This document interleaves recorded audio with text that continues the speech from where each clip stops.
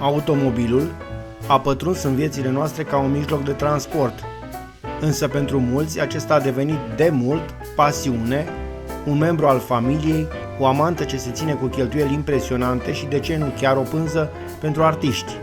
Și pentru ce motiv nu ar fi așa? Automobilul este la urma urmei o construcție tehnică cu un scop definit, dar câți din noi nu alegem cu inima atunci când cumpărăm un autoturism? Nu trebuie să fie doar util și să întrunească anumite caracteristici de cost și performanță, ci trebuie să fie și frumos, să placă, să miște ceva în interiorul tău.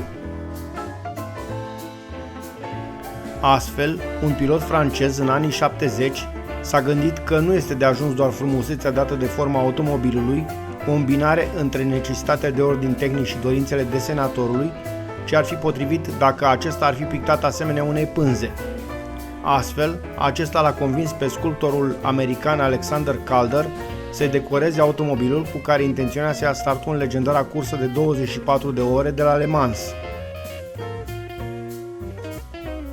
Fiind de acord, acesta a realizat mașina din imagini, prima operă de artă în mișcare, iar publicul avea să aprecieze mult această inițiativă. La fel au făcut și cei de la conducerea BMW, care au continuat să susțină această idee, iar astăzi avem o mulțime de automobile ce au primit o astfel de îmbrăcăminte de gală. Deși fiind prezentate doar machetă, am să vă arăt și celelalte lucrări ale celorlalți artiști, însă trebuie să știm că totul a început cu BMW-ul 3.0 CSL din imagini. Acesta este primul art car oficial. Importantul exponat avea să ajungă spre fericirea noastră și în România, unde primăvara asta a fost expus pentru o vreme în holul hotelului Caro din București și unde pasionații de automobile au putut să-l admire în voie. Interesant este faptul că Alexander Calder era deja renumit în a-și face pânză de lucru din mijloacele de transport, având deja la activ pictat un avion model Douglas DC-8-62 pe care l-a decorat similar. Deși a avut o prezentare atât de impresionantă, echipajul Hervé Paulin, Sam Posé, Jean Guichet au fost totuși curtați de ghinion și după doar 9 ore de concurs au fost însă nevoiți să abandoneze, transmisia automobilului cedând și nelăsând echipa franco-americană să termine prestigioasa cursă de 24 de ore de la Le Mans. Totuși, aceștia au făcut o imagine frumoasă datorită automobilului lor impresionant și au adus o pată de culoare în istoria acestei curse importante.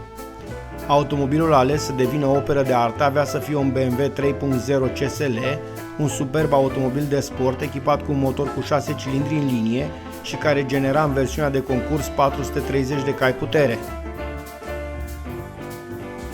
Să fi fost soarta, să fi protejat abandonul această mașină de un posibil accident distrugător, nimeni nu știe. Însă este o mare bucurie că într-un fel sau altul acest BMW a terminat competiția întreg, fiind la propriu o operă de artă în mișcare atât datorită felului în care a fost vopsit, cât și caroserie impresionant de atrăgătoare, cu atât mai mult că era modificată pentru competiții, iar aripile evazate scoteau în evidență frumusețea.